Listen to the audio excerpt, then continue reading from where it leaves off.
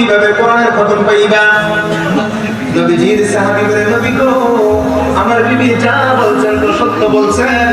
আমার বিবি দেখছে আমি সারাদিন কোরআন পড়ি নাই, কিন্তু আমিও যে কোরআন পড়েছি তার দলিল আছে। ওই তোমার আবার দলিল কি?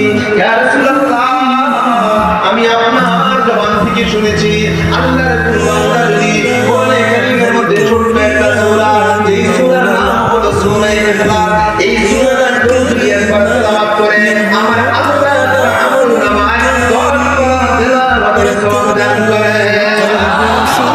একবার পড়তে পারবে সূরাটা? সবাই বলি বিসমিল্লাহির রাহমানির রাহিম।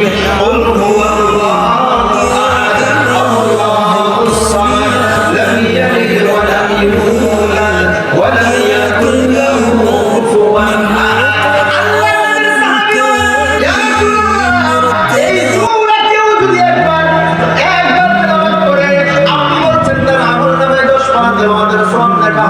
আমি সকালবেলা 3 বার তেলাওয়াত করেছি, বিকালবেলা 3 বার তেলাওয়াত করেছি।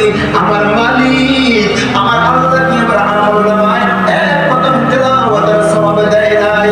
আল্লাহর নবী মুস্কি হেসে বললেন, সাহাবী রে, তুমি যদি 3 বার করে সূরা ইখলাস তেলাওয়াত করে থাকো, আমার আল্লাহ তোমার আমলনামায় এক কদম তেলাওয়াতের সওয়াব দিয়েছে। কষ্ট হয় না? আজ থেকে ঘুমের আগে, অন্তত ঘুমের আগে আমরা 3 বার সূরা ইখলাস পড়ে তারপরে ঘুমাইব। কারা কারা পারবো? আল্লাহ কবুল করুন। আমিন। পড়বো তো ইনশাআল্লাহ? পড়বো ইনশাআল্লাহ? পড়বো ইনশাআল্লাহ? এ দোস্ত, কোরআন তেলাওয়াত কি জিনিস? কোরআন তেলাওয়াত কি জিনিস? আমরা অনেকেই জানি না, অনেকেই তো বুঝি না যে আসরের ময়দানে একটা নেকির জন্য মানুষ পাগলের মতো দৌড়াইবে। মা সন্তানকে চিনবে না, বাবা সন্তানকে চিনবে না, বন্ধু বন্ধুকে চিনবে না, একজন আরেকজন থেকে পালাইবে। একটা নেকি দাও, মাকে গিয়ে বলবে, মা গো মা, একটা নেকির জন্য বিপদে পড়লাম, একটা নেকি দাও। মা বলবে, কে গো তুমি? চিনি না, দুনিয়াতে সন্তান আমার ছিল না। কে গো তুমি? চিনি না, দুনিয়াতে সন্তান আমার ছিল না। মা যখন সন্তানের কাছে যাবে একটা নেকির জন্য, মা বলবে, কে গো তুমি? চিনি না, দুনিয়াতে মা আমার ছিল না। ওই হাসরের ময়দানে একটা নেকির জন্য মানুষ পাগলের মতো অস্থির হয়ে যাবে।